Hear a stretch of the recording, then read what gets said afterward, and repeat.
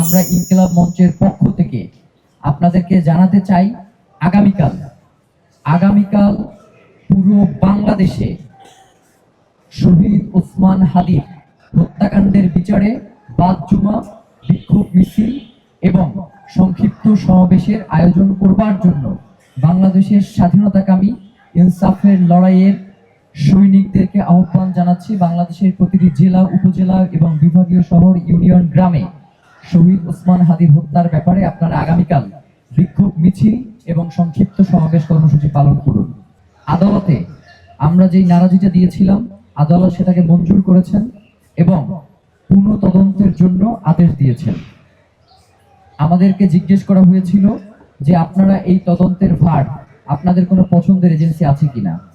আমরা রাষ্ট্রকে স্পষ্ট বলে দিয়েছি যে এইটা মানে মেয়ে দেখার কাজ না, যে আমার পছন্দ হইল কি পছন্দ হইল না।